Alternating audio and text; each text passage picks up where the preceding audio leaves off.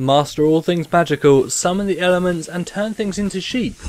As a mage in Hearthstone, I'm Aski and you're here to find out everything there is to know about Jaina Proudmoore, Hearthstone's mightiest mage.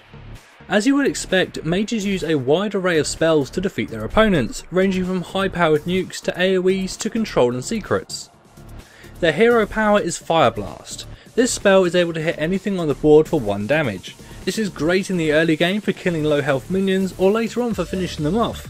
Other uses include triggering effects on your own minions like an Acolyte of Pain's card draw or Enrage on a Armani Berserker. Of course, as a mage your key mechanic will always be spells, and you will have a wide range of them to choose from. First you have direct damage spells like Fireball and Pyroblast, great for finishing off a hero or killing near enough anything on the board. These spells, like any others, also ignore taunts. They also have the lower damage Frostbolt that deals 3 damage and employs another of the mage's key mechanics, control through freezing. As well as Frostbolt, they have access to Frost Nova, Cone of Cold, Ice Lance and Blizzard. The ability to freeze minions on the board allows the mage to buy themselves time to control the flow of the match.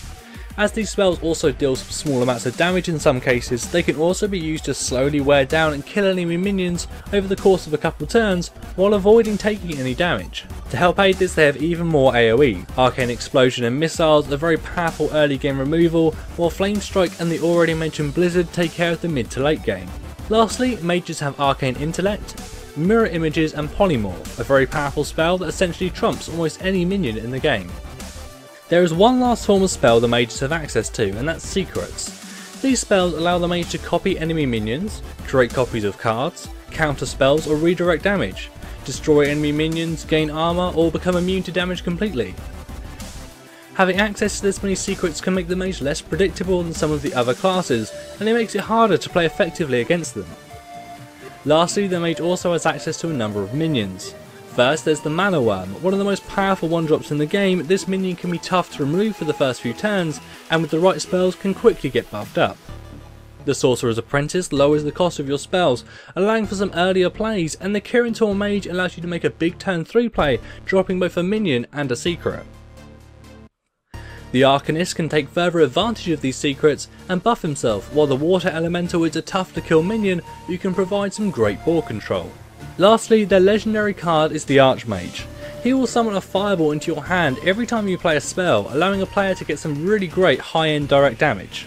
By using this combination of board control, secrets and direct damage, the mage is able to buy themselves enough time to get the powerful spells in their hand they need to finish the match. They can keep hordes of minions at bay with their freezing spells and then kill them off with their AoEs. The secrets make them an ever-present threat, and their powerful direct spells allow them to deal big bursts of damage right when it's needed. To counter a mage, there are a few things to keep in mind. During the late game, having low HP means you can lose at almost any moment. Pyroblast and Fireballs can really hurt, and the longer the match goes on, the more likely they are to draw into them, so playing the long game against a mage is not advisable. Of course, try to avoid 1 health minions early on if you can, as these will simply be picked off by Fireblast or AoE'd with Arcane Explosion or Missiles. After turn 7 there's always the danger of a Flame Strike, so try to keep your minions' health above 4, and don't overplay your hand and put out too many minions, as you're just asking for trouble. Their secrets can be tough to counter, but try to determine what they are and minimise their effects. Always play weak minions before strong ones in the case of Mirror Entity, and also attack with weak minions first to test for Vaporize. Play weak or cheap spells before stronger ones to test for Counterspell or Spellbender. It's also often better to play a weak damage spell rather than a weak buff, as this can better counter Spellbender. The last thing you want to do is be buffing up one of their minions. Ice Barrier can be avoided with spells or hero powers, so keep that in mind. Ice Block is a little bit more complicated. The best option here is to bring their health down as low as possible before finishing them off, meaning that on the following turn it's easier to kill them. And to counter Duplicate, you want to kill their weakest minion first.